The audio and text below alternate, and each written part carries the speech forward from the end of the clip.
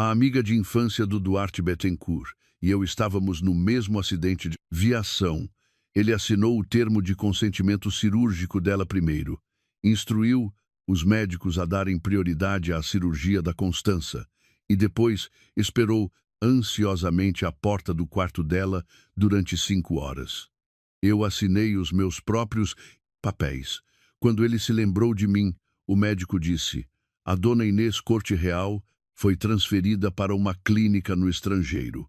Ele ficou estupefacto. Após o acidente, a Constança Faria e eu fomos levadas em macas para as urgências. O Duarte agarrou no primeiro médico que viu e assinou os papéis por ela. A sua voz tremia. Mas não para mim.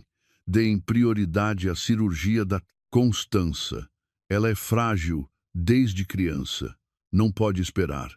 Eu jazia na outra maca, com sangue a pingar das costas da minha mão, e ouvi uma enfermeira perguntar: Dona Inês, onde está a sua família? Olhei para o fundo do corredor. O Duarte estava lá, o seu casaco de fato manchado de sangue, os dedos ainda a tremer.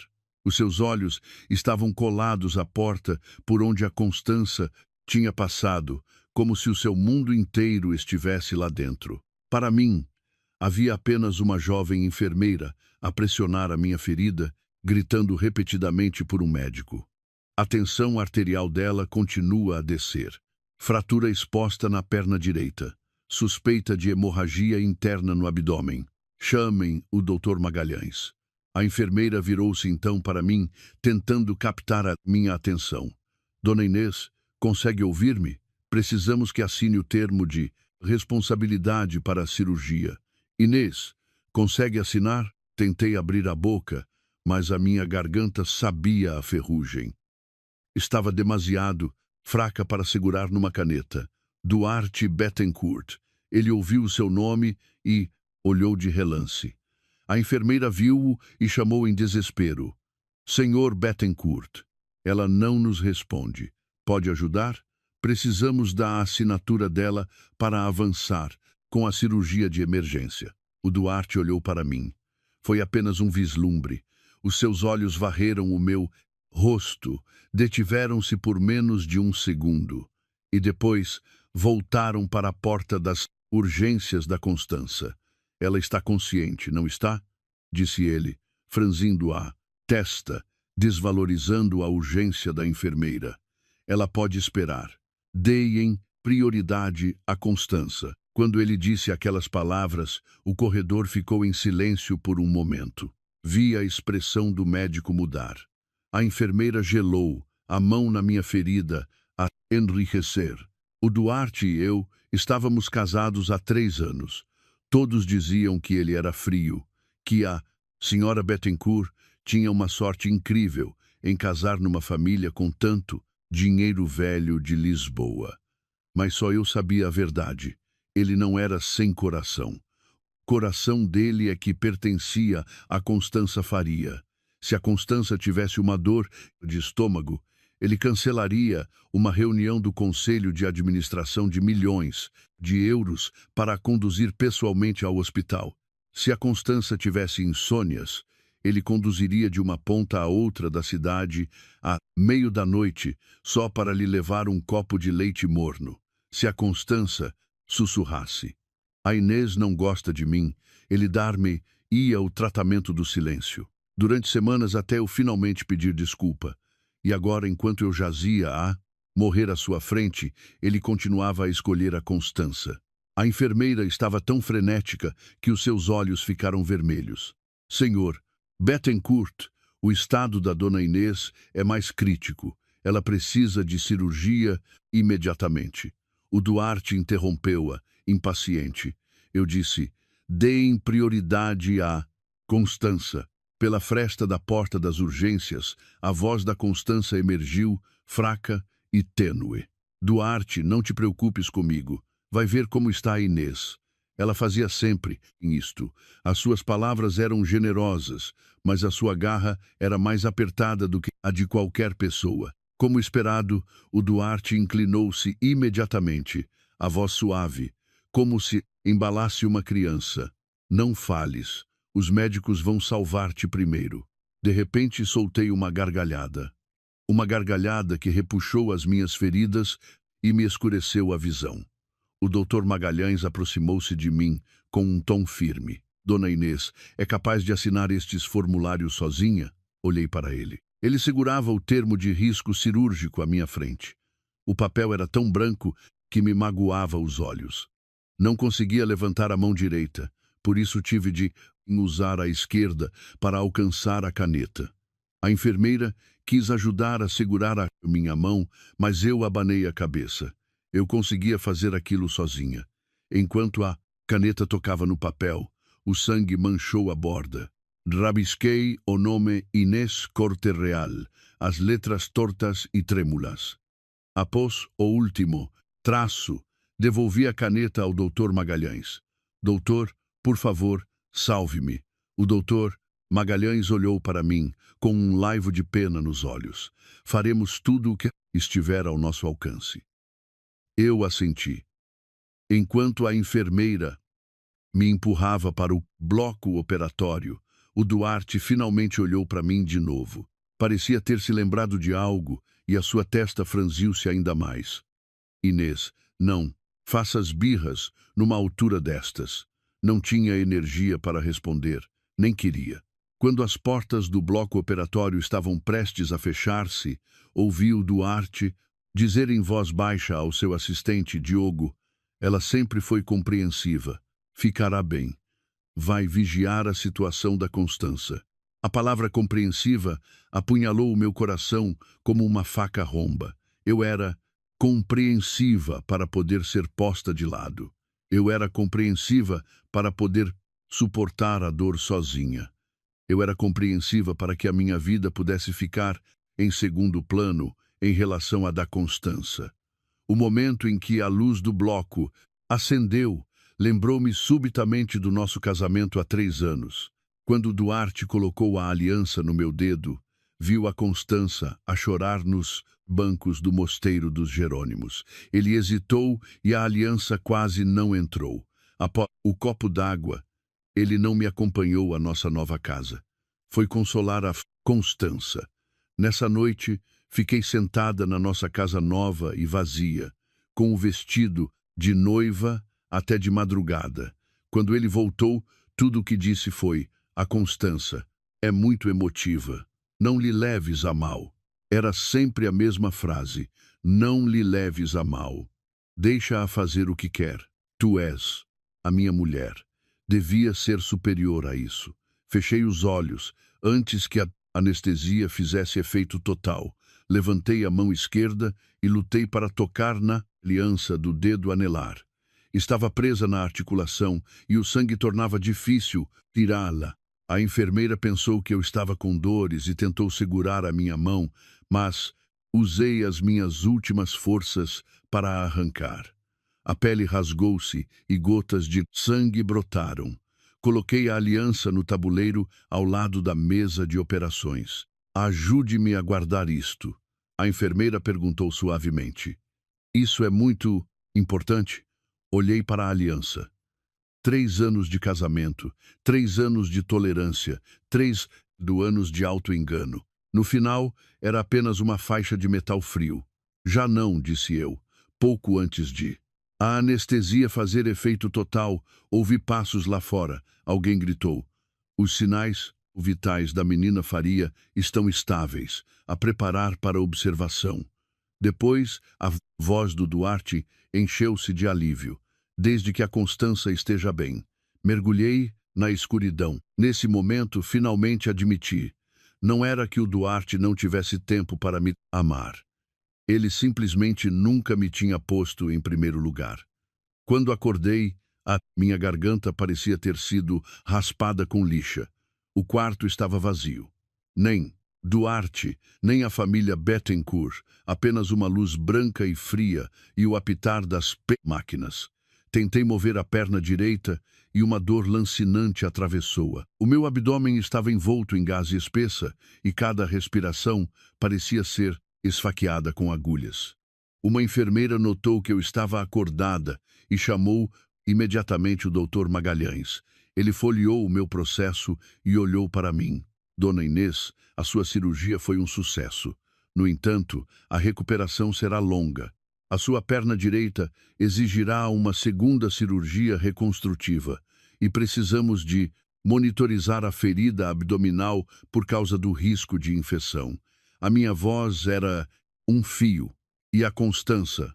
O Dr. Magalhães fez uma pausa, uma ligeira concussão e algumas escoriações no braço. Ela foi transferida para um quarto normal. Fechei os olhos. Claro, a pessoa a quem o Duarte tinha dado prioridade para a cirurgia estava muito menos ferida do que eu. O Duarte esteve cá? Perguntei. O rosto da enfermeira ficou constrangido. O Dr. Magalhães não escondeu a verdade. Não, ele esteve com a menina Faria o tempo todo. O quarto ficou em silêncio. Não chorei. Talvez a cirurgia tivesse drenado todas as minhas lágrimas. Ou talvez a corda dentro de mim tivesse finalmente rebentado. Apenas olhei para o teto e disse suavemente: "O meu telemóvel." A enfermeira entregou-mo. O ecrã estava meio estilhaçado, mas felizmente ainda ligava. Nenhuma única chamada não atendida. Nenhuma mensagem do Duarte, que estava fixado no topo da minha aplicação de mensagens. A minha sogra, no entanto, tinha deixado vários correios de voz. Ouvi o primeiro. Inês, a pobre da Constança, estava apavorada.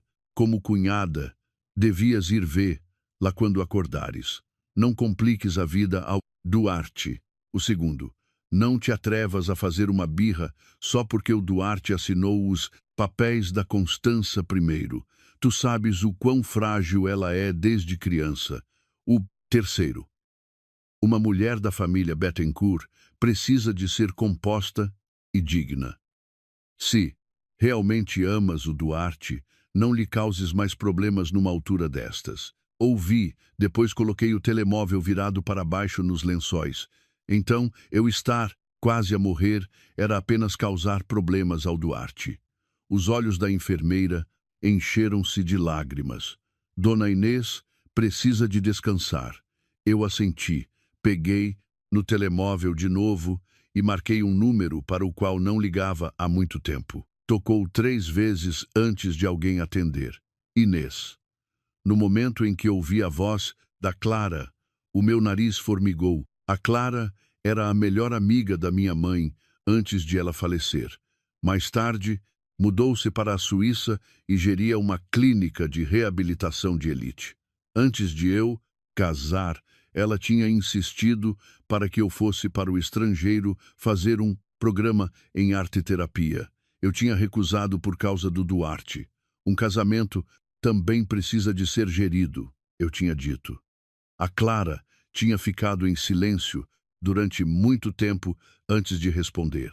Inês, só não te geras a ti mesma até te anulares. Agora as palavras dela tinham se tornado realidade.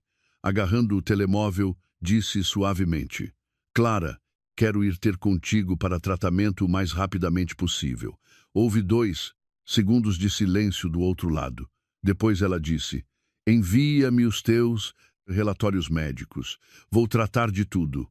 Sem perguntas, sem culpas, apenas ação decisiva. Entreguei o telemóvel à enfermeira e pedi-lhe que tirasse fotografias à capa do meu processo e as notas cirúrgicas. O Dr. Magalhães olhou para mim. Dona Inês, tem a certeza da transferência? Acabou de fazer uma cirurgia de grande porte. Há riscos envolvidos num voo internacional. Tenho a certeza de que precisaremos de uma assinatura do seu familiar mais próximo. Eu sorri. Eu assino por mim, própria. A expressão do Dr. Magalhães tornou-se complicada. O Sr. Bettencourt é o seu marido, legalmente. Eu cortei-o. Ele não assinou a minha cirurgia durante o acidente. Não precisa de assinar a minha transferência agora. O quarto ficou em silêncio novamente. O Dr. Magalhães não insistiu mais. Trouxe os documentos de alta contra parecer médico e as renúncias de risco de transferência. A minha mão esquerda estava ligada a um soro. e eu não conseguia levantar a direita, por isso tive de arrastar o meu corpo. A enfermeira segurou o papel firme enquanto eu assinava Inês Corte Real pela segunda vez. A primeira vez foi para sobreviver, a segunda foi para partir. Nessa tarde, a equipa que a Clara arranjou chegou. Era uma equipa privada internacional de evacuação médica totalmente credenciada e eficiente. Comunicaram com o Dr. Magalhães, confirmaram o equipamento de transporte e contactaram o hospital na Suíça. Estive totalmente consciente e cooperante o tempo todo. Enquanto uma enfermeira me ajudava a fazer as malas, tirou um saco de provas transparente de uma gaveta. Lá dentro estava a minha aliança de casamento. Dona Inês, isto. Olhei de relance, pus na mala, ela perguntou, cuidadosamente, não a vai usar? Não. Ela não disse mais nada. Ao anoitecer, um conjunto de passos apressados ecoou do corredor. Pensei que fosse o Duarte, mas quando a porta se abriu, era o seu assistente, o Diogo. Ele viu o equipamento de transporte junto à minha cama e ficou visivelmente estupefacto. Senhora, Bettencourt, o que é isto? Trate-me por Dona Inês, corrigiu. O Diogo ficou mais atrapalhado. O senhor Bettencourt ainda está com a menina Faria. Ele pediu-me para vir cá ver se já estava acordada. Olhei para ele. Ele enviou-te? O Diogo baixou a cabeça. A menina Faria disse que se estava sentir tonta ainda agora. O senhor Bettencourt não se conseguiu soltar. Eu ri-me, e o movimento enviou uma dor abrasadora através da minha ferida, fazendo suor brotar na minha testa. O Diogo disse rapidamente, Dona Inês, por favor, não entenda mal. O senhor Bettencourt está muito preocupado consigo. Preocupado o suficiente para esperar até agora para enviar o assistente. O Diogo não conseguiu responder. Peguei no meu telemóvel e fiz o backup dos correios de voz da minha sogra, dos registros horários do hospital e das fotos dos termos de consentimento assinados para Minha iCloud. Depois disse ao Diogo, por favor, diga ao Duarte Bettencourt que acabei de esperar e dê-lhe isto. Tirei a aliança da mala, coloquei-a numa caixa de comprimidos vazia e estendia. O rosto do Diogo mudou. Isto não é apropriado. Não há nada de inapropriado nisto. Encostei-me à almofada, já que ele escolheu ficar ao lado da Constança Faria. Não precisa mais de carregar o meu casamento com ele. O Diogo não se atreveu a pegar nela. Coloquei a caixa na mesa de cabeceira. Se não a levar, peço à enfermeira que a deite no lixo. Ele não teve outra alternativa senão pegar. Lá, enquanto a equipa médica me empurrava para fora do quarto, a voz chorosa da Constança flutuou do fundo do corredor. Duarte, será que deixei a Inês zangada? Devias ir ver como ela está. A voz baixa e reconfortante do Duarte seguiu-se. Ela não vai ficar verdadeiramente zangada. Tu és a coisa mais importante agora. Deitada, na maca de transporte, viu através da porta entreaberta. Ele estava de costas para mim, as mesmas costas que eu tinha visto desde o casamento, ao acidente de carro, até ao hospital. Sempre viradas de costas para mim. Desviei o olhar, enquanto a maca passava pelo posto de enfermagem. O Dr. Magalhães entregou-me um envelope selado. Aqui estão as cópias do seu processo clínico, notas cirúrgicas e horários de triagem. Pode precisar disto mais tarde. Peguei nele. Obrigada. Ele baixou a voz. Dona Inês, viva bem. Eu assenti. Enquanto as portas do elevador se fechavam, dei uma última olhadela ao piso das urgências. Guardava o meu sangue, a minha cirurgia, a minha aliança de casamento e as últimas brasas moribundas da minha esperança. O elevador desceu. O meu telemóvel vibrou. Uma mensagem do Duarte. Finalmente, apenas uma linha. Estás acordada. Vai ver a Constança. Ela não parou de chorar. Fitei a mensagem. Desliguei calmamente o ecrã e bloqueei o número dele. Duarte Bettencourt lembrou-se de mim às 21h. Por essa altura, eu já estava a embarcar no jato médico no aeroporto da Portela. O Diogo contou-me o que aconteceu mais tarde. Depois de a Constança adormecer, Duarte deixou finalmente o quarto dela. Como se tivesse concluído uma tarefa monumental, desapertou a gravata e perguntou casualmente ao Diogo: "Como está?" Inês, o rosto do Diogo era sombrio. "Senhor, a sua mulher, ela ainda está zangada." O Duarte franziu a testa. "Ela está a ser tão irracional. A Constança acabou de passar por um trauma. Como minha mulher, ela devia ser mais compreensiva numa altura destas." O Diogo entregou-lhe a caixa de comprimidos. "A sua mulher pediu-me para lhe dar isto." O Duarte abriu-a. Quando viu a aliança lá dentro, o seu rosto escureceu instantaneamente. "O que é que isto significa?" O Diogo não se atreveu a falar. O Duarte caminhou a passos largos na direção do meu antigo quarto. Empurrou a porta. Estava vazio. Os lençóis tinham sido mudados. As máquinas tinham desaparecido. Na mesa de cabeceira estava apenas um copo de água morna, meio bebido. Ficou na ombreira da porta como se tivesse levado uma bofetada. "Onde está ela?" Uma enfermeira olhou para cima. A dona Inês Corte Real foi transferida. Transferida para onde? Lamento.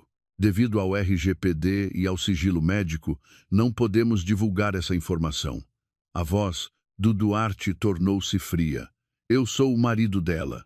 O doutor Magalhães estava por acaso a sair do seu gabinete. Ouviu a conversa e olhou para o Duarte. "Senhor Bettencourt, então agora lembra-se de que é o marido dela." O rosto do Duarte ficou tenso. "O que quer dizer com isso?" O doutor Magalhães fechou uma pasta. Quando a dona Inês estava em estado crítico e incapaz de assinar por si própria, o senhor disse aos funcionários para a deixarem e darem prioridade à menina Faria. Quando a dona Inês acordou e precisou da família a seu lado, o senhor ainda estava no quarto da menina Faria. Quando a dona Inês estava a tratar da transferência, o seu assistente apareceu, mas o senhor não. Cada frase foi como um balde de água fria no rosto do Duarte. Ele reprimiu a raiva. Eu não sabia que ela estava ferida com tanta gravidade. O olhar do Dr. Magalhães tornou-se mais frio. A enfermeira informou-o. Ela tinha uma hemorragia interna abdominal, uma fratura exposta na perna direita e sinais vitais instáveis. O senhor disse que ela ainda estava consciente e para salvar a menina Faria primeiro. O Duarte abriu a boca, mas não saíram palavras. O Dr. Magalhães acrescentou: "Senhor Bettencourt, a menina Faria era um caso de observação de ferimentos ligeiros. A dona Inês era um caso de cirurgia de emergência. Os médicos explicaram-lhe isto quando assinou os formulários." Os dedos do Duarte fecharam-se lentamente num punho. Ele parecia finalmente lembrar-se. Lembrou-se do sangue no corredor das urgências, da enfermeira a chamar o seu nome, da forma como olhei para ele da maca, mas era tarde demais. Tirou o telemóvel, ligou-me. A primeira vez, sem resposta. A segunda vez, sem resposta. A terceira vez foi direto para o voicemail. O número para o qual ligou não se encontra disponível. Começou a mandar mensagens de texto. "Inês, para onde foste? Para com isto e volta para o hospital. Sei que estás chateada com o dia de hoje, mas a situação da Constança era especial. Atende o telemóvel." Não respondi a nenhuma. Por essa altura, eu estava a sobrevoar os Pirineus. A Clara estava sentada a meu lado, a aconchegar-me com um cobertor. Viu o meu ecrã estilhaçado a acender-se repetidamente, esticou a mão e desligou-o. "Não olhes", disse eu suavemente. "Ele deve ter acabado de descobrir que eu me vim embora." A Clara olhou para mim com os olhos cheios de pena e raiva. "Inês, tu quase morreste. Ele descobriu demasiado tarde. Não disse nada. Quando o avião apanhou turbulência, Uma dor surda latejou pelo meu corpo. Mordi o lábio para não gritar. A Clara segurou a minha mão. Se te doer, diz. Abanei a cabeça. É melhor que doa. Ajuda-me a lembrar-me. Nessa noite, o Duarte praticamente destruiu o hospital. Tentou aceder aos registros de transferência e foi-lhe negado.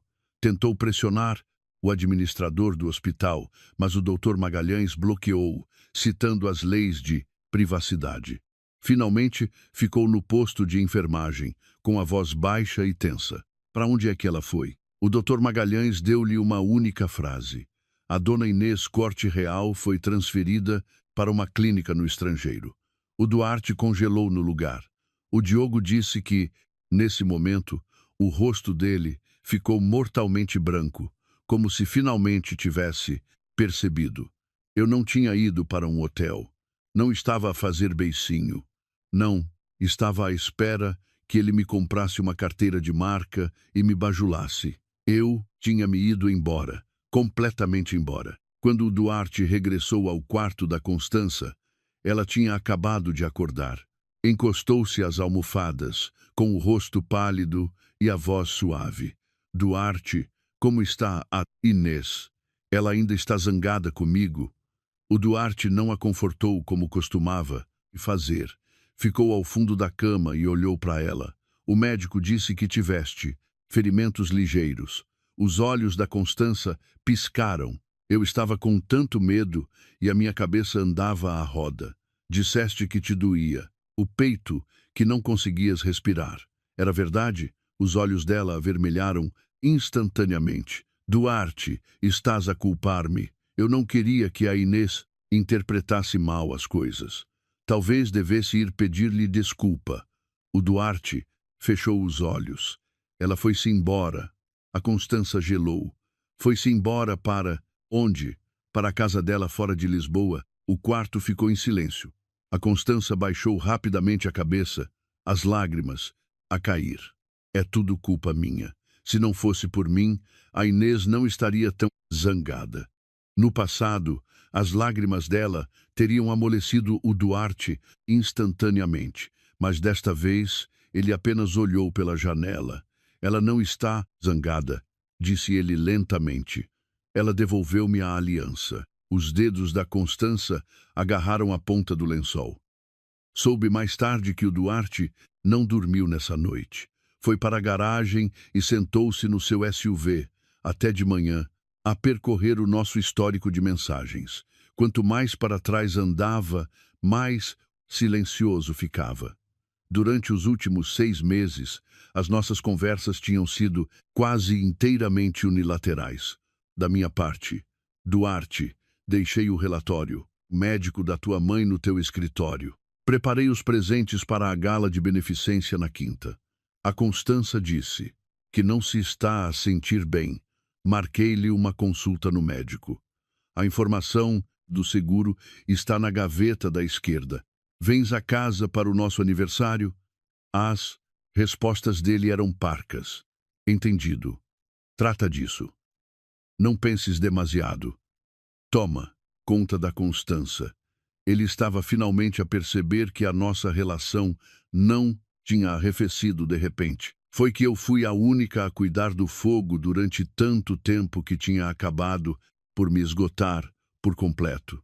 Na manhã seguinte, a minha sogra soube que eu tinha ido para o estrangeiro e ligou imediatamente ao Duarte. Qual é o significado disto?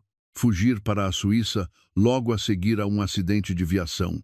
Ela quer fazer da família Bettencourt motivo de chacota no clube de golfe do Estoril. A voz do Duarte era rouca. Mãe, ela estava gravemente ferida. Mesmo que estivesse ferida, não pode simplesmente deitar o decoro pela janela. A Constança ainda está no hospital. Como cunhada, ela nem sequer a visita e, em vez disso, tira a aliança para te ameaçar. O Duarte ficou em silêncio durante muito tempo e a sua mãe continuou. Duarte, não podes dar maus hábitos às mulheres. Não corras atrás dela. Ela não tem família para apoiar. Ela vai voltar pelos próprios pés daqui a uns dias. O Duarte costumava acreditar nisso. Ele sempre tinha pensado que eu não tinha saída. Os meus pais faleceram há muito tempo e eu era distante da minha família alargada. Depois de casar com ele, eu tinha feito da família Bettencourt a minha própria família. Ele tinha certeza de que eu nunca partiria, mas ele não sabia que, depois de uma pessoa assinar o seu próprio termo de consentimento cirúrgico à beira da morte, já não precisa de mais ninguém como a sua rota de fuga. Torna-se a sua própria rota. 3 dias depois, o Duarte recebeu um e-mail de um advogado. O remetente era da Albuquerque Associados.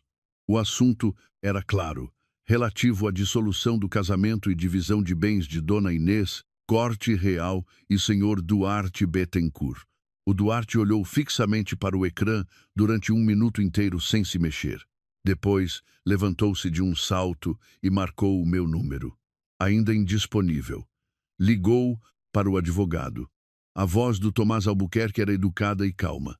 Senhor Bettencourt, o estado físico atual da Dona Inês torna desaconselhável a comunicação direta consigo. Por favor, direcione todos os assuntos futuros através da minha sociedade. O Duarte cerrou os dentes. Ela disse-lhe para enviar isto? Ela está a exigir o divórcio?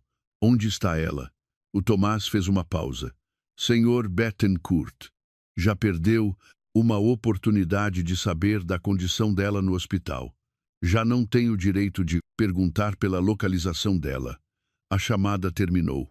O Duarte, a apertar o telemóvel, sentiu um verdadeiro e absoluto pânico pela primeira vez. Durante a minha primeira semana na clínica de reabilitação na Suíça, a dor impedia-me de dormir. A minha perna direita estava com uma tala e eu não podia arriscar repuxar a ferida no meu abdômen. O simples facto de uma enfermeira me ajudar a sentar-me deixava-me encharcada em suor frio. A Clara contratou o melhor fisioterapeuta para mim. Durante a minha primeira sessão de treino de pernas, a dor foi tão intensa que a minha visão escureceu e quase mordi o lábio até fazer sangue. O fisioterapeuta perguntou: quer fazer uma pausa? Olhei para os Alpes lá fora, pela janela e disse: continue. Nessa altura, já não estava a pensar no Duarte. Não era que a mágoa tivesse desaparecido. Era que a dor física era tão específica e avassaladora que ofuscava a dor no meu coração. Todos os dias, quando acordava, tiravam-me a temperatura, mudavam-me os curativos, fazia check-ups, fisioterapia, refeições e dormia. Cada uma das tarefas era sobre manter-me viva. O Duarte pertencia ao mundo antigo, aquele que quase me tinha deixado de fora do bloco operatório. Ao 7º dia, o Tomás enviou-me o acordo de divórcio que tinha redigido. Ele tinha sido meu colega de faculdade, agora um implacável advogado de direito da família. Tinha ido ao meu casamento há 3 anos. No copo d'água, ele viu o Duarte sair a meio da festa para procurar a Constança e tinha dito apenas uma coisa: Inês, a coisa mais perigosa num casamento é quando uma pessoa está a fingir que dorme. Eu não tinha percebido na altura. Agora percebia. O acordo era claro. Eu estava a pedir a dissolução do casamento. Os bens pré-nupciais permaneceriam separados. Os bens matrimoniais seriam divididos de acordo com a lei portuguesa. Durante o casamento, o Duarte tinha usado repetidamente a conta conjunta da família para pagar faturas médicas da Constança Faria, habitação, joias e viagens caras, totalizando 542 mil euros. Este montante precisava de ser devolvido aos bens do casal. Além disso, no que dizia respeito à quinta dos Bettencourt, eu tinha pago pessoalmente durante 3 anos os eventos sociais, as galas de caridade e as despesas de saúde privadas dos meus sogros nas termas de Vidago, totalizando 184 mil euros que precisavam de ser reembolsados com a prova dos recibos. O Tomás perguntou se eu queria deixar alguma margem para negociação. Olhei para o ecrã e respondi: não. Antigamente, eu tinha vergonha de falar sobre o dinheiro, achando que isso prejudicaria os nossos sentimentos como casal.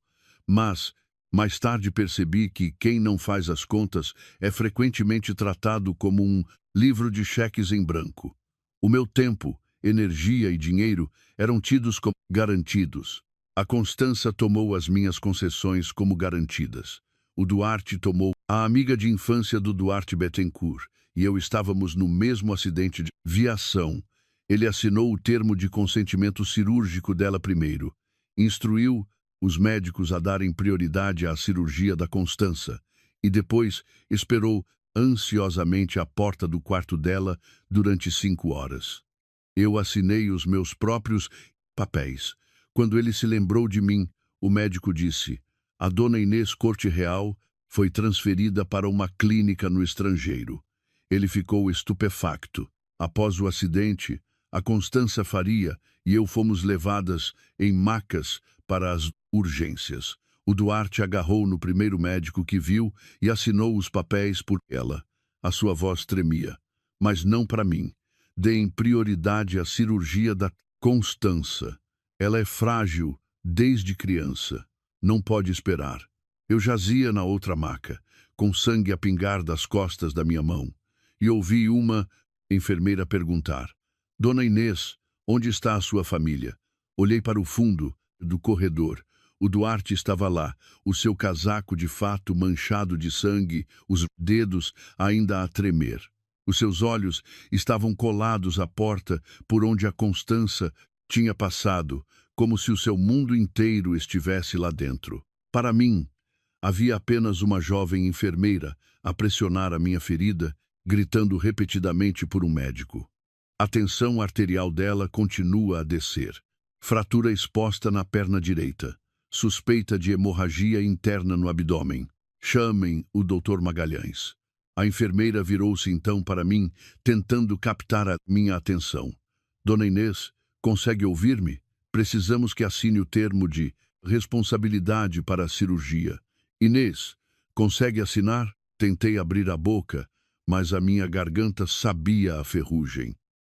Estava demasiado fraca para segurar numa caneta. Duarte Bettencourt. Ele ouviu o seu nome e olhou de relance. A enfermeira viu-o e chamou em desespero. Senhor Bettencourt. Ela não nos responde. Pode ajudar? Precisamos da assinatura dela para avançar com a cirurgia de emergência. O Duarte olhou para mim. Foi apenas um vislumbre. Os seus olhos varreram o meu rosto, detiveram-se por menos de um segundo e depois voltaram para a porta das urgências da Constança.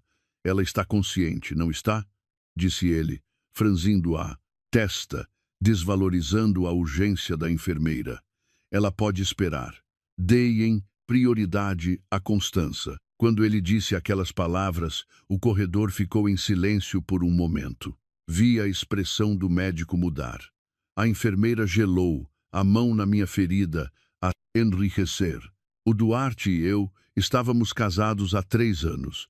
Todos diziam que ele era frio, que a senhora Bettencourt tinha uma sorte incrível em casar numa família com tanto dinheiro velho de Lisboa. Mas só eu sabia a verdade. Ele não era sem coração. O coração dele é que pertencia a Constança Faria. Se a Constança tivesse uma dor de estômago, ele cancelaria uma reunião do Conselho de Administração de milhões de euros para a conduzir pessoalmente ao hospital. Se a Constança tivesse insônias, ele conduziria de uma ponta a outra da cidade à meio da noite só para lhe levar um copo de leite morno. Se a Constança sussurrasse: a Inês não gosta de mim, ele dar-me-ia o tratamento do silêncio. Durante semanas até eu finalmente pedir desculpa. E agora, enquanto eu jazia a morrer à sua frente, ele continuava a escolher a Constança. A enfermeira estava tão frenética que os seus olhos ficaram vermelhos. Senhor Bettencourt, o estado da dona Inês é mais crítico. Ela precisa de cirurgia imediatamente. O Duarte interrompeu-a, impaciente. Eu disse: deem prioridade a Constança. Pela fresta da porta das urgências, a voz da Constança emergiu, fraca e tênue.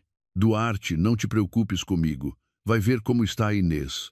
Ela fazia sempre isto. As suas palavras eram generosas, mas a sua garra era mais apertada do que a de qualquer pessoa. Como esperado, o Duarte inclinou-se imediatamente, a voz suave, como se embalasse uma criança.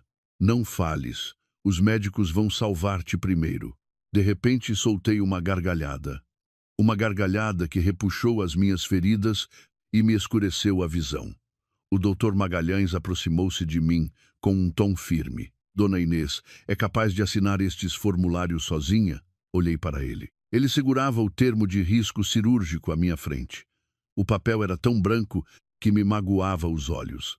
Não conseguia levantar a mão direita, por isso tive de usar a esquerda para alcançar a caneta. A enfermeira quis ajudar a segurar a minha mão, mas eu abanei a cabeça. Eu conseguia fazer aquilo sozinha. Enquanto a caneta tocava no papel, o sangue manchou a borda. Rabisquei o nome Inês Corte Real, as letras tortas e trêmulas. Após o último traço, devolvi a caneta ao doutor Magalhães.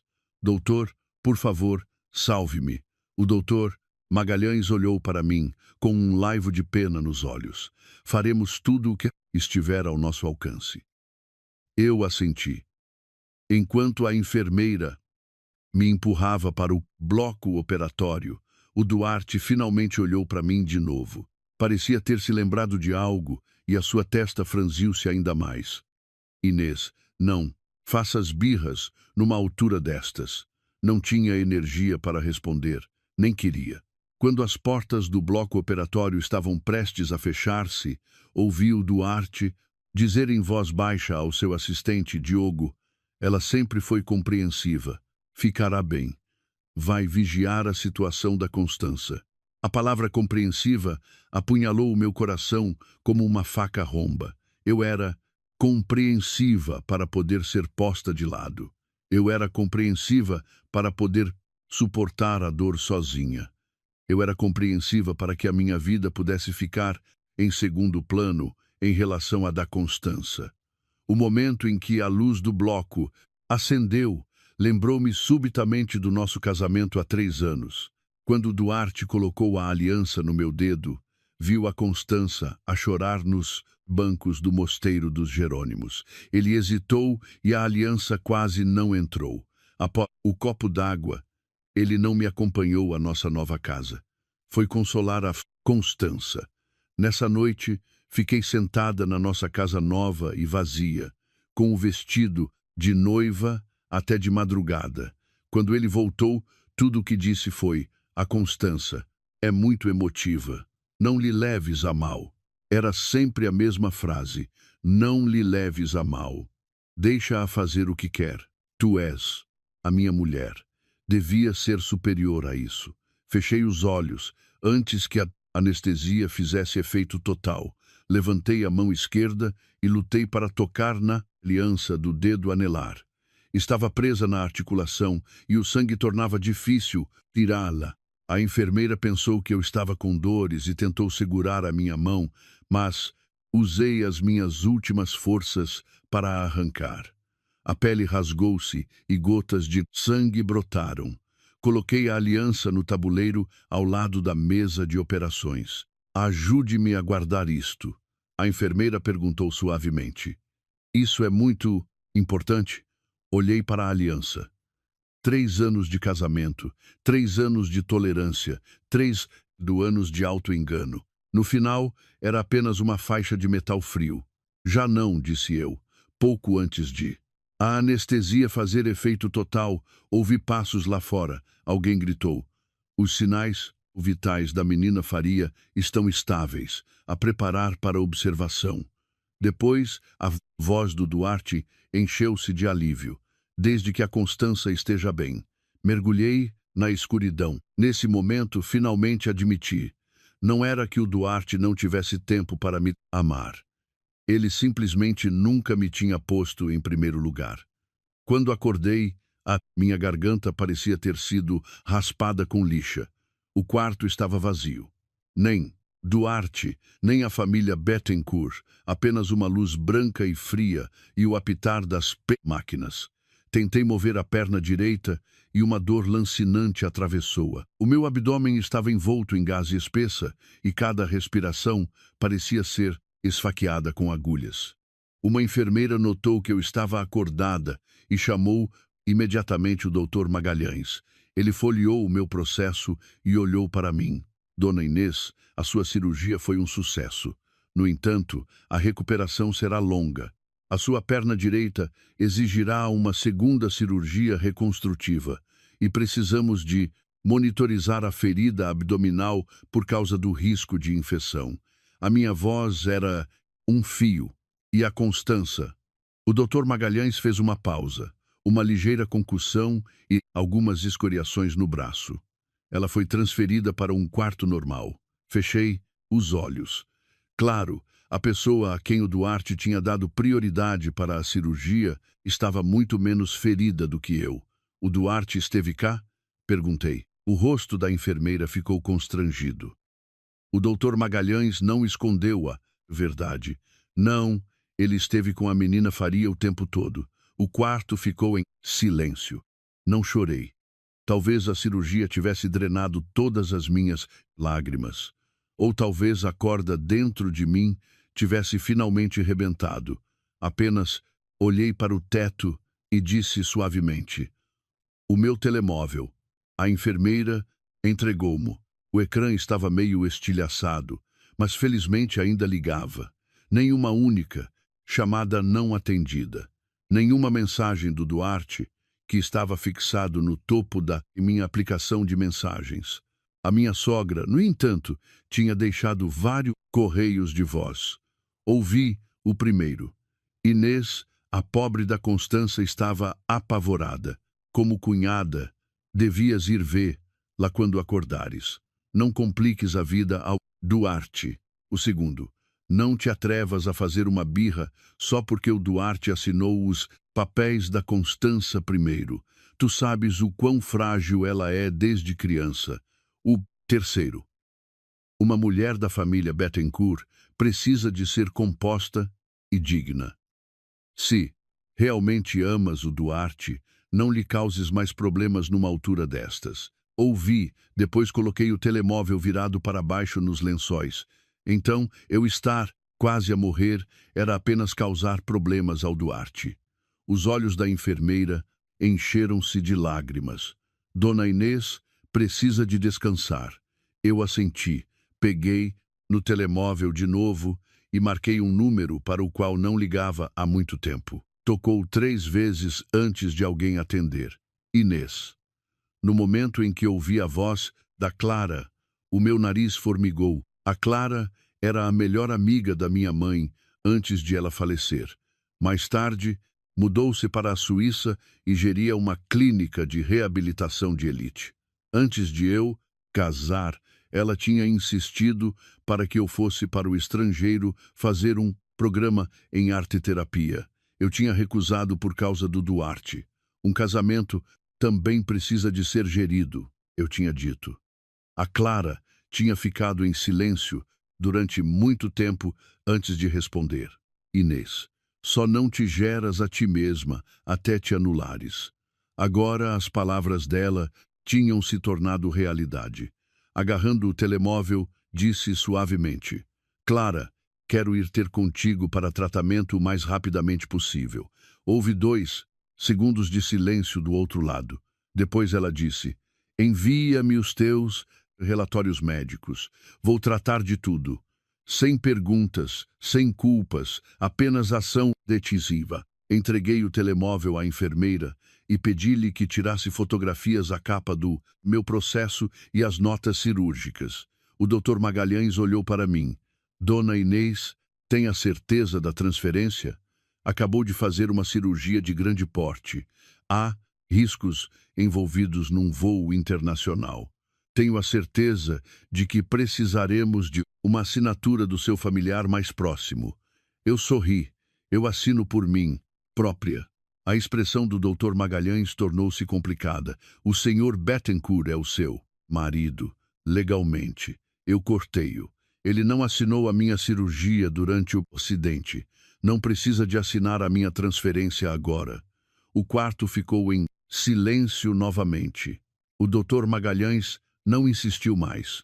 Trouxe os documentos de alta contra parecer médico e as renúncias de risco de transferência. A minha mão esquerda estava ligada a um soro e eu não conseguia levantar a direita, por isso tive de arrastar o meu corpo. A enfermeira segurou o papel firme enquanto eu assinava Inês Corte Real pela segunda vez. A primeira vez foi para sobreviver, a segunda foi para partir. Nessa tarde, a equipa que a Clara arranjou chegou. Era uma equipa privada internacional de evacuação médica totalmente credenciada e eficiente. Comunicaram com o Dr. Magalhães, confirmaram o equipamento de transporte e contactaram o hospital na Suíça. Estive totalmente consciente e cooperante o tempo todo. Enquanto uma enfermeira me ajudava a fazer as malas, tirou um saco de provas transparente de uma gaveta. Lá dentro estava a minha aliança de casamento. Dona Inês, isto. Olhei de relance, pus na mala, ela perguntou, cuidadosamente, não a vai usar? Não. Ela não disse mais nada.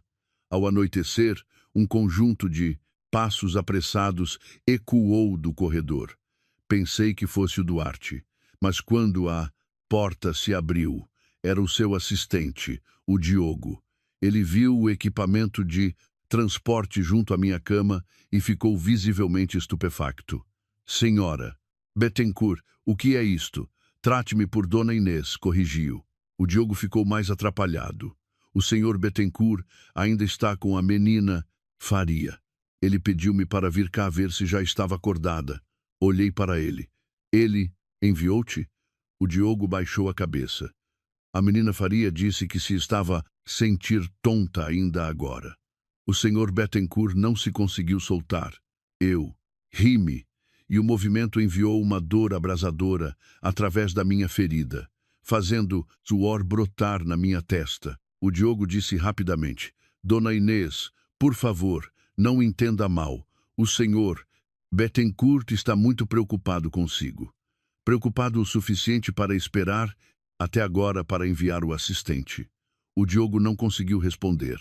Peguei no meu telemóvel e fiz o backup dos correios de voz da minha sogra, dos registros, horários do hospital e das fotos dos termos de consentimento assinados para Minha iCloud. Depois disse ao Diogo, por favor, diga ao Duarte Bettencourt que acabei de esperar e dê-lhe isto. Tirei a aliança da mala, coloquei-a numa caixa de comprimidos vazia e estendia. O rosto do Diogo mudou. Isto não é apropriado. Não há nada de inapropriado nisto. Encostei-me à almofada. Já que ele escolheu ficar ao lado da Constança Faria, não precisa mais de carregar o meu casamento com ele. O Diogo não se atreveu a pegar nela. Coloquei a caixa na mesa de cabeceira. Se não a levar, peço à enfermeira que a deite no lixo. Ele não teve outra alternativa senão pegar. Lá, enquanto a equipa médica me empurrava para fora do quarto, a voz chorosa da Constança flutuou do fundo do corredor. Duarte, será que deixei a Inês zangada? Devias ir ver como ela está. A voz baixa e reconfortante do Duarte seguiu-se. Ela não vai ficar verdadeiramente zangada. Tu és a coisa mais importante agora. Deitada, na maca de transporte, viu através da porta entreaberta. Ele estava de costas para mim, as mesmas costas que eu tinha visto desde o casamento, ao acidente de carro, até ao hospital. Sempre viradas de costas para mim. Desviei o olhar, enquanto a maca passava pelo posto de enfermagem. O Dr. Magalhães entregou-me um envelope selado. Aqui estão as cópias do seu processo clínico, notas cirúrgicas e horários de triagem. Pode precisar disto mais tarde. Peguei nele. Obrigada. Ele baixou a voz. Dona Inês, viva bem. Eu assenti. Enquanto as portas do elevador se fechavam. Dei uma última olhadela ao piso das urgências. Guardava o meu sangue, a minha cirurgia, a minha aliança de casamento e as últimas brasas moribundas da minha esperança. O elevador desceu. O meu telemóvel vibrou. Uma mensagem do Duarte. Finalmente, apenas uma linha. Estás acordada. Vai ver a Constança. Ela não parou de chorar. Fitei a mensagem. Desliguei calmamente o ecrã e bloqueei o número dele. Duarte. Bettencourt lembrou-se de mim às 21h. Por essa altura, eu já estava a embarcar no jato médico no aeroporto da Portela. O Diogo contou-me o que aconteceu mais tarde. Depois de a Constança adormecer, Duarte deixou finalmente o quarto dela, como se tivesse concluído uma tarefa monumental. Desapertou a gravata e perguntou casualmente ao Diogo: "Como está?" Inês, o rosto do Diogo era sombrio. "Senhor, a sua mulher, ela ainda está zangada." O Duarte franziu a testa. "Ela está a ser tão irracional. A Constança acabou de passar por um trauma. Como minha mulher, ela devia ser mais compreensiva numa altura destas." O Diogo entregou-lhe a caixa de comprimidos. "A sua mulher pediu-me para lhe dar isto." O Duarte abriu-a. Quando viu a aliança lá dentro, o seu rosto escureceu instantaneamente. "O que é que isto significa?" O Diogo não se atreveu a falar. O Duarte caminhou a passos largos na direção do meu antigo quarto. Empurrou a porta. Estava vazio. Os lençóis tinham sido mudados. As máquinas tinham desaparecido. Na mesa de cabeceira estava apenas um copo de água morna, meio bebido. Ficou na ombreira da porta como se tivesse levado uma bofetada. "Onde está ela?" Uma enfermeira olhou para cima. A dona Inês Corte Real foi transferida. Transferida para onde? "Lamento. Devido ao RGPD e ao sigilo médico, não podemos divulgar essa informação." A voz do Duarte tornou-se fria. "Eu sou o marido dela." O Dr. Magalhães estava por acaso a sair do seu gabinete. Ouviu a conversa e olhou para o Duarte. "Senhor Bettencourt, então agora lembra-se de que é o marido dela." O rosto do Duarte ficou tenso. "O que quer dizer com isso?" O Dr. Magalhães fechou uma pasta. Quando a dona Inês estava em estado crítico e incapaz de assinar por si própria, o senhor disse aos funcionários para a deixarem e darem prioridade à menina Faria. Quando a dona Inês acordou e precisou da família a seu lado, o senhor ainda estava no quarto da menina Faria. Quando a dona Inês estava a tratar da transferência, o seu assistente apareceu, mas o senhor não. Cada frase foi como um balde de água fria no rosto do Duarte. Ele reprimiu a raiva. Eu não sabia que ela estava ferida com tanta gravidade. O olhar do Dr. Magalhães tornou-se mais frio. A enfermeira informou-o. Ela tinha uma hemorragia interna abdominal, uma fratura exposta na perna direita e sinais vitais instáveis. O senhor disse que ela ainda estava consciente e para salvar a menina Faria primeiro. O Duarte abriu a boca, mas não saíram palavras. O Dr. Magalhães acrescentou: "Senhor Bettencourt, a menina Faria era um caso de observação de ferimentos ligeiros. A dona Inês era um caso de cirurgia de emergência. Os médicos explicaram-lhe isto quando assinou os formulários." Os dedos do Duarte fecharam-se lentamente num punho. Ele parecia finalmente lembrar-se. Lembrou-se do sangue no corredor das urgências, da enfermeira a chamar o seu nome, da forma como olhei para ele da maca, mas era tarde demais. Tirou o telemóvel, ligou-me. A primeira vez, sem resposta. A segunda vez, sem resposta. A terceira vez foi direto para o voicemail. O número para o qual ligou não se encontra disponível. Começou a mandar mensagens de texto. "Inês, para onde foste? Para com isto e volta para o hospital. Sei que estás chateada com o dia de hoje, mas a situação da Constança era especial. Atende o telemóvel." Não respondi a nenhuma. Por essa altura, eu estava a sobrevoar os Pirineus. A Clara estava sentada a meu lado, a aconchegar-me com um cobertor. Viu o meu ecrã estilhaçado a acender-se repetidamente, esticou a mão e desligou-o. Não olhes, disse eu suavemente. Ele deve ter acabado de descobrir que eu me vim embora. A Clara olhou para mim com os olhos cheios de pena e raiva. Inês, tu quase morreste. Ele descobriu demasiado tarde. Não disse nada. Quando o avião apanhou turbulência, uma dor surda latejou pelo meu corpo. Mordi o lábio para não gritar. A Clara segurou a minha mão. Se te doer, diz. Abanei a cabeça. É melhor que doa. Ajuda-me a lembrar-me.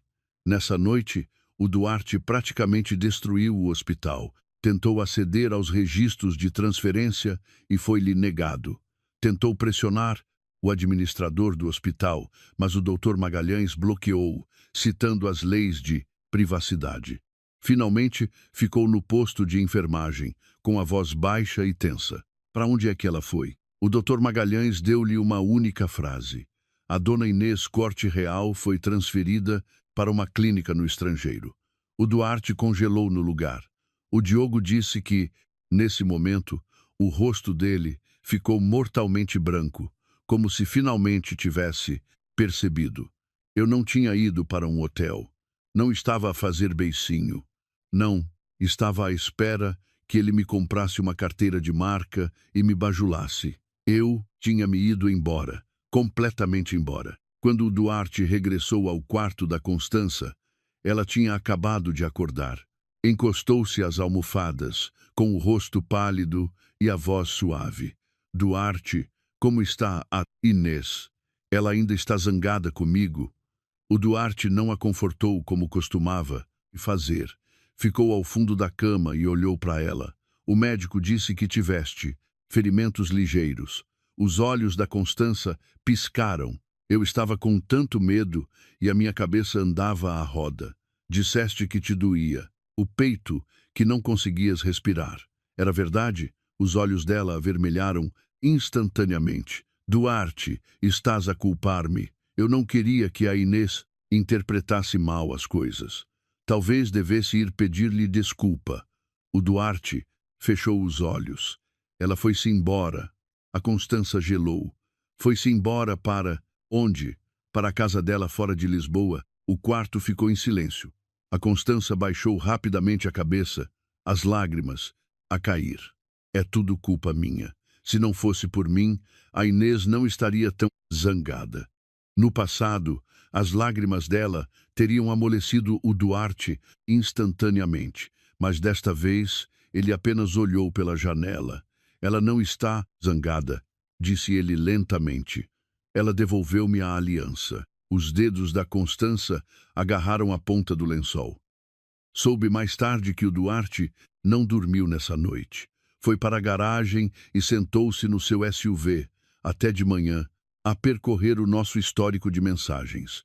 Quanto mais para trás andava, mais silencioso ficava. Durante os últimos 6 meses, as nossas conversas tinham sido quase inteiramente unilaterais. Da minha parte, Duarte, deixei o relatório, médico da tua mãe no teu escritório. Preparei os presentes para a gala de beneficência na quinta. A Constança disse que não se está a sentir bem. Marquei-lhe uma consulta no médico. A informação do seguro está na gaveta da esquerda. Vens a casa para o nosso aniversário? As respostas dele eram parcas. Entendido. Trata disso. Não penses demasiado. Toma conta da Constança. Ele estava finalmente a perceber que a nossa relação não tinha arrefecido de repente. Foi que eu fui a única a cuidar do fogo durante tanto tempo que tinha acabado por me esgotar por completo. Na manhã seguinte, a minha sogra soube que eu tinha ido para o estrangeiro e ligou imediatamente ao Duarte. Qual é o significado disto? Fugir para a Suíça logo a seguir a um acidente de viação. Ela quer fazer da família Bettencourt motivo de chacota no clube de golfe do Estoril. A voz do Duarte era rouca. Mãe, ela estava gravemente ferida. Mesmo que estivesse ferida, não pode simplesmente deitar o decoro pela janela. A Constança ainda está no hospital.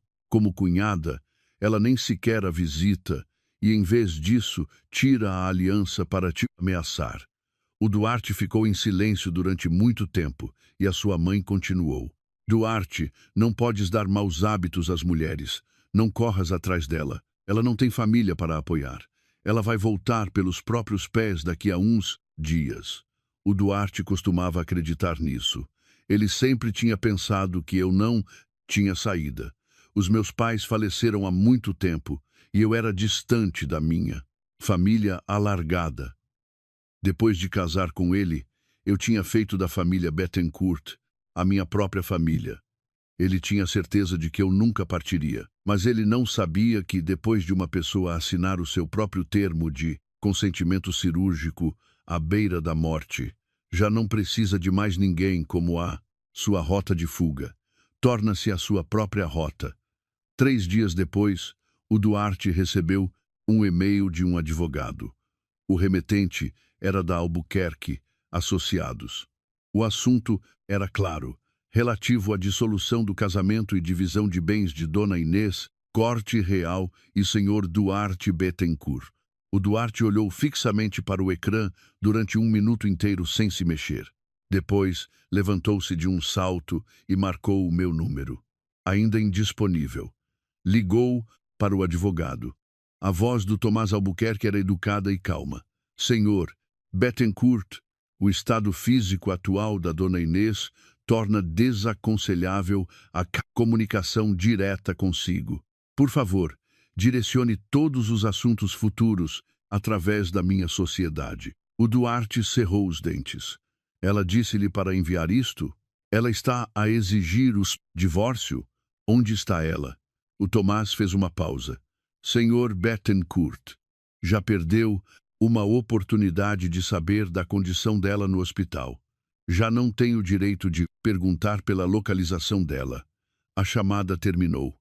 O Duarte, a apertar o telemóvel, sentiu um verdadeiro e absoluto pânico pela primeira vez. Durante a minha primeira semana na clínica de reabilitação na Suíça, a dor impedia-me de dormir. A minha perna direita estava com uma tala e eu não podia arriscar repuxar a ferida no meu abdômen. O simples facto de uma enfermeira me ajudar a sentar-me deixava-me encharcada em suor frio. A Clara contratou o melhor fisioterapeuta para mim. Durante a minha primeira sessão de treino de pernas, a dor foi tão intensa que a minha visão escureceu e quase mordi o lábio até fazer sangue. O fisioterapeuta perguntou: quer fazer uma pausa? Olhei para os Alpes lá fora, pela janela e disse: continue. Nessa altura, já não estava a pensar no Duarte. Não era que a mágoa tivesse desaparecido. Era que a dor física era tão específica e avassaladora que ofuscava a dor no meu coração. Todos os dias, quando acordava, tiravam-me a temperatura, mudavam-me os curativos, fazia check-ups, fisioterapia, refeições e dormia. Cada uma das tarefas era sobre manter-me viva. O Duarte pertencia ao mundo antigo, aquele que quase me tinha deixado de fora do bloco operatório.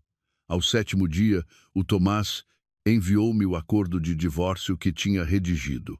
Ele tinha sido meu colega de faculdade, agora um implacável advogado de direito da família.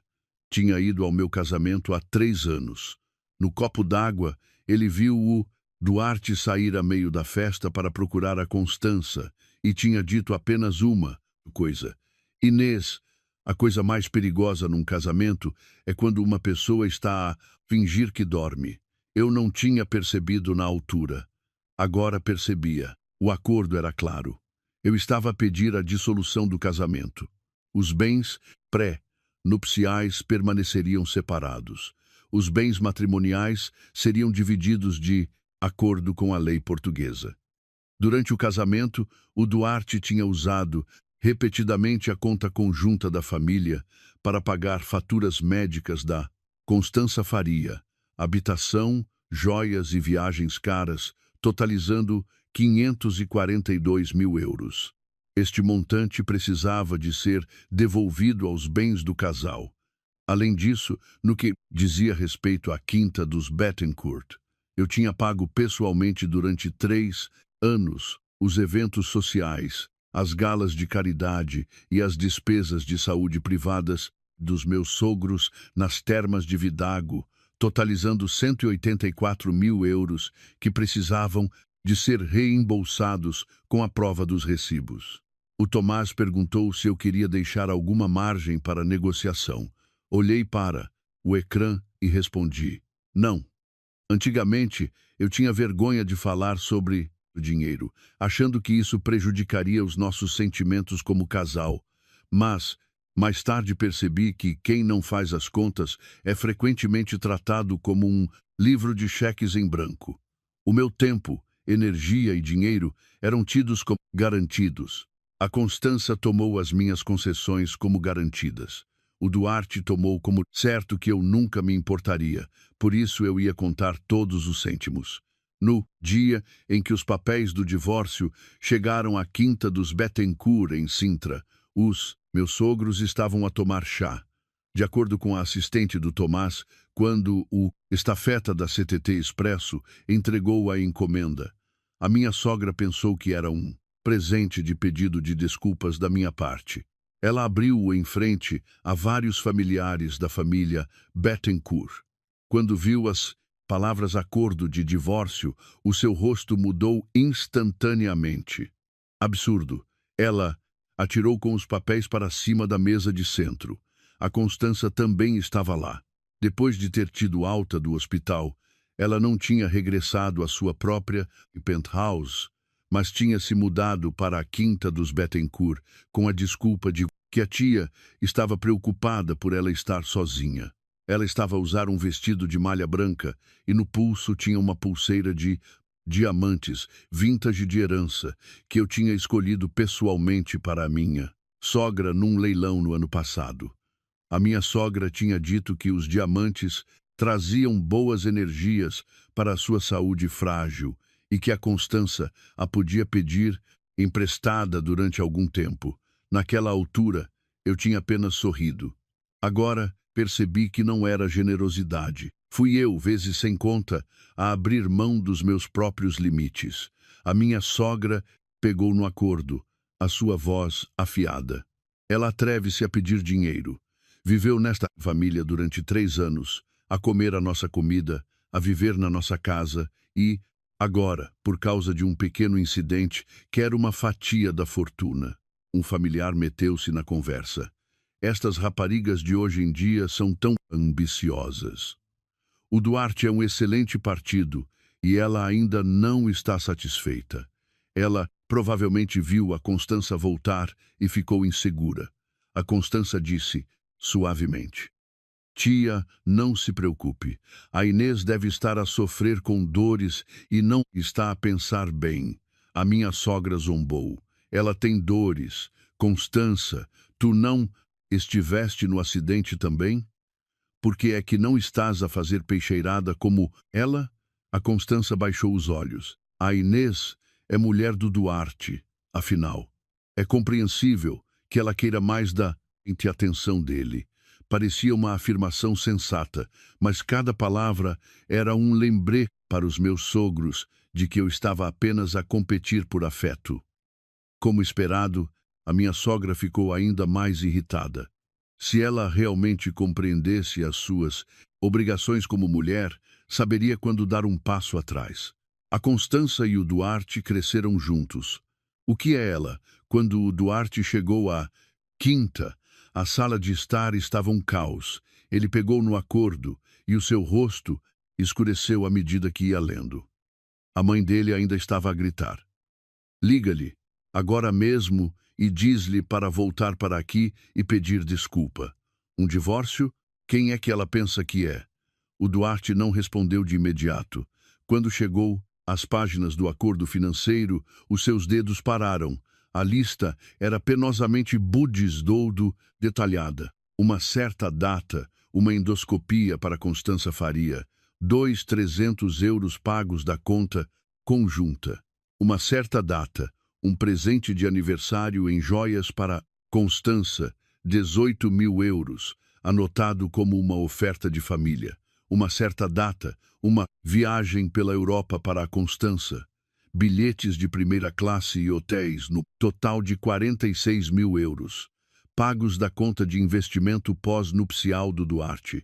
Lá estavam até os pagamentos adiantados para a suíte superior dos seus pais, no retiro de bem-estar das Termas de Vidago. Cada item tinha um número de referência para o recibo. O Duarte olhou para cima.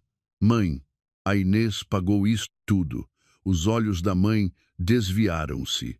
Ela é uma nora dos Bettencourt. Qual é o problema de ela gastar algum dinheiro para mostrar respeito aos mais velhos? Por que é que eu não sabia disto? Tu estás ocupado com o trabalho. Não te queria incomodar com assuntos tão triviais, disse a mãe dele à defesa. Além disso, ela fê-lo de boa vontade. Boa vontade. Eu tinha tido boa vontade. Disposta a cumprir as obrigações familiares do Duarte, disposta a agradar aos seus pais, disposta a trocar dinheiro e tempo por um sentimento de pertença. Mas a boa vontade não é uma licença para ser sugada até o tutano. O telemóvel do Duarte tocou. Era o Tomás. Ele atendeu e pôs em alta voz. A voz do Tomás era firme. Senhor Bettencourt, o acordo foi entregue. A dona Inês espera uma resposta num prazo de 7 dias. O Duarte reprimiu a raiva. Eu quero falar com ela diretamente. A dona Inês recusou. Eu sou o marido dela. Atualmente, sim, mas isso não a impede de recorrer a aconselhamento jurídico. A mãe dele atirou-se ao telemóvel. Diga a Inês Corte Real que se ela quiser o divórcio, ela pode ir-se embora sem nada. A família Bettencourt não lhe vai dar nenhum cêntimo. O Tomás fez uma pausa. Senhora Bettencourt, a dona Inês não está a pedir nada que não lhe pertença ao abrigo da lei do país. Pelo contrário, se a família Bettencourt se recusar a pagar os fundos que ela adiantou pessoalmente, avançaremos com um processo civil. A mãe dele tremeu de raiva. Está a ameaçar-me? Não é uma ameaça, é uma notificação. A chamada terminou. A sala de estar estava assustadoramente silenciosa. A Constança levantou-se, os seus olhos vermelhos. Duarte, talvez eu devesse ir explicar a Inês. Eu não sabia que aquele dinheiro era da vossa conta conjunta. Eu posso pagá-lo aos poucos. A mãe dele ficou logo muito protetora. Pagar o quê? Tu não estás bem de saúde. É justo que o Duarte tome conta de ti. Mas o Duarte apenas olhou para ela. Constança, tu sabias de onde vinha aquele dinheiro? O rosto da Constança ficou pálido. Eu achei que era o teu dinheiro. O Duarte não fez mais perguntas. Apertou o acordo com força, virou costas e saiu da quinta. Nessa noite, ele enviou-me um e-mail muito longo. Foi a primeira vez desde o acidente que ele me tinha escrito tantas palavras. Disse que não sabia que eu estava ferida com tanta gravidade. Disse que entrou em pânico no hospital naquele dia. Disse que a Constança tinha sido frágil desde criança e que estava apenas habituado a cuidar dela primeiro. Disse que as palavras da sua mãe não representavam os seus sentimentos. No fim, escreveu: Inês, o divórcio não é um assunto de somenos importância. Quando te sentires melhor, vamos falar pessoalmente. Eu li-o e respondi com apenas 3 palavras. Avance com o acordo.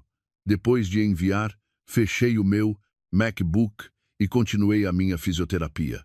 O fisioterapeuta ajudou-me a levantar.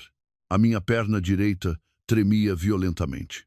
Cada passo parecia que estava a andar em cima de facas, mas eu dei um passo e, depois outro e outro.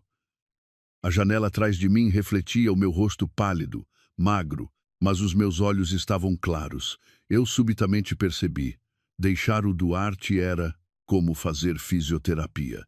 Ia doer, eu ia cair, e as velhas feridas iam reabrir, vezes e vezes sem conta.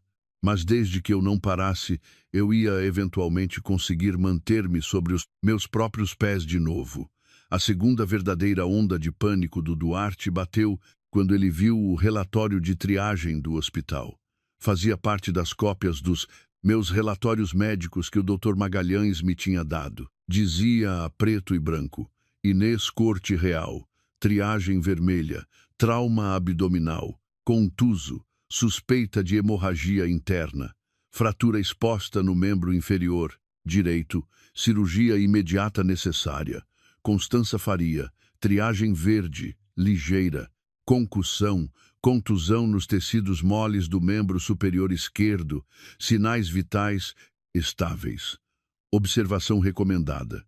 Os horários também estavam claramente apontados. Fui admitida nas urgências 3 minutos antes da Constança.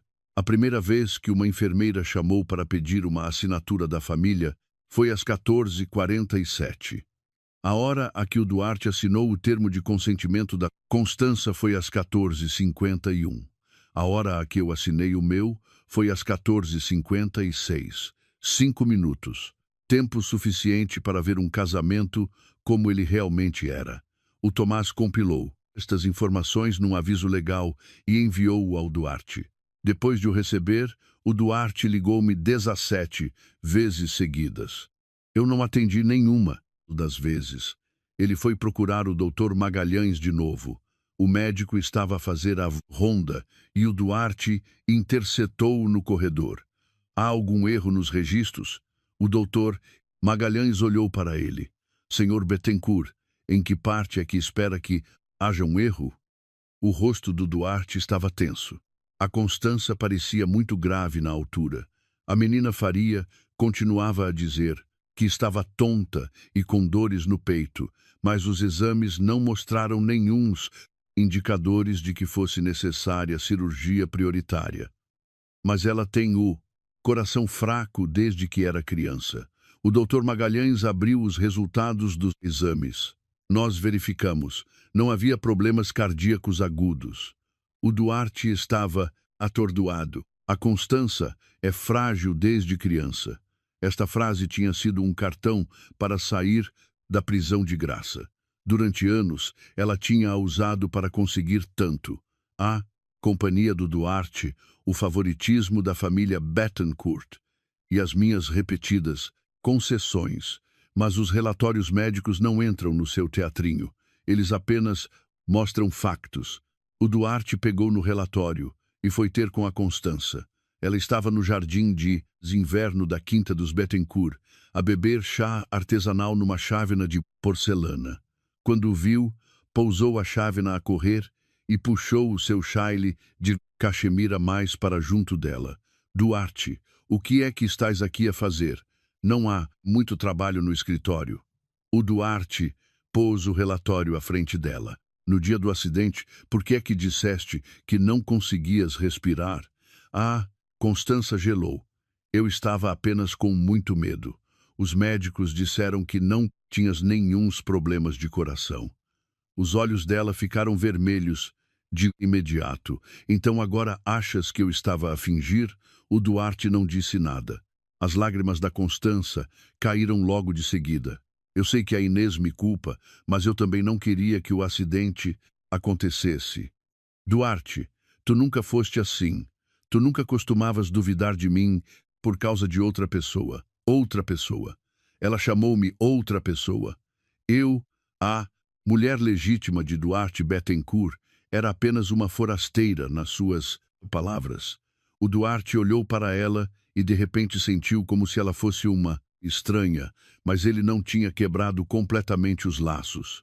Mais de uma década de história partilhada não era mentira. O cuidado dele para com a Constança tinha se tornado um hábito. A coisa mais assustadora num hábito é que ele faz nos confundir favoritismo com responsabilidade. E a Constança sabia isto muito bem.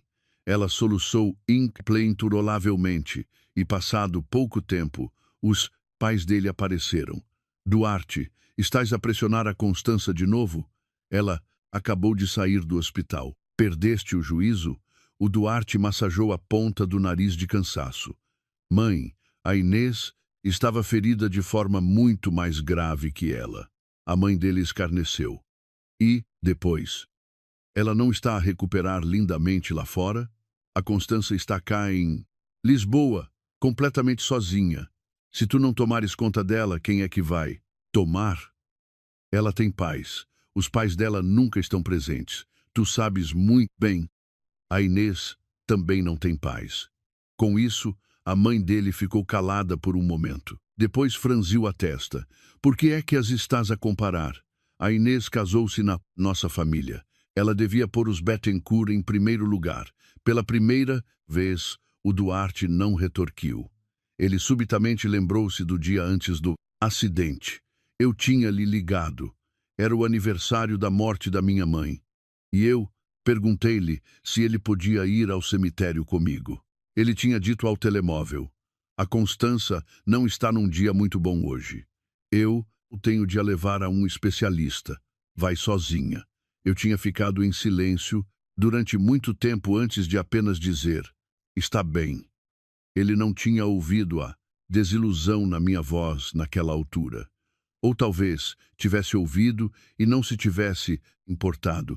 A pensar nisso agora, o Duarte percebia que os meus está bem se tinham tornado mais curtos e mais leves com o passar do tempo, como alguém que se ia extraindo lentamente de uma relação. Ele apenas se tinha percebido disso demasiado tarde. Enquanto isso, a Constança começou o seu contra-ataque. Ela não falou mal de mim diretamente, apenas publicou uma fotografia na cama do hospital no seu Instagram. A legenda dizia: é apenas depois de um acidente que percebes que algumas relações não aguentam um mal-entendido. Espero que a Inês melhore depressa e espero que pare de lutar com o Duarte por minha causa. Apenas com umas frases, ela fez-se de vítima. Os comentários dos círculos sociais apareceram rapidamente. Tu és tão querida. A mulher dele está a ser tão mesquinha. Vocês cresceram juntos. Qual é a necessidade para este tipo de ciúmes? Ouvi dizer que ela fugiu para a Suíça. Não será isso apenas uma forma de obrigar o marido a ceder? Alguém me mandou uma captura de ecrã. Era de uma conhecida do círculo social do clube de golfe. Ela perguntou, cautelosamente: Inês, o que é que se passa realmente contigo e com o Duarte? Todos dizem que tu estavas com tantos ciúmes que nem foste ver a Constança depois do acidente. Olhei para os comentários sem raiva. Simplesmente disse ao Tomás para guardar todas as capturas de ecrã das publicações da Constança. O Tomás perguntou: devemos responder? Ainda não. Não tens medo de que a narrativa fique fora de controlo? Olhei para o cronograma da minha fisioterapia na minha secretária. Não. Quanto mais ela publica, mais provas deixa. Nessa noite, publiquei algo nas minhas próprias redes sociais. Sem texto, apenas uma fotografia. Mostrava a tala na minha perna direita, a gás espessa no meu abdômen e o documento de triagem vermelha no meu relatório médico. O Duarte não estava na foto. A Constança não estava na foto. Não havia lamentos. Passados 10 minutos, a secção de comentários ficou em silêncio. As pessoas que estavam a fazer bisbilhotice começaram a enviar-me mensagens privadas. Inês, ficaste assim tão mal. Pensei que tinham dito que a Constança era quem esteve em perigo. O Duarte não esteve contigo? Não respondi a ninguém. Pousei apenas o telemóvel e continuei com os meus exercícios. No dia seguinte, a publicação da Constança tinha sido apagada, mas já era tarde. O Tomás tinha guardado todas as capturas de ecrã, comentários e histórico de partilha. O Duarte também viu a minha publicação.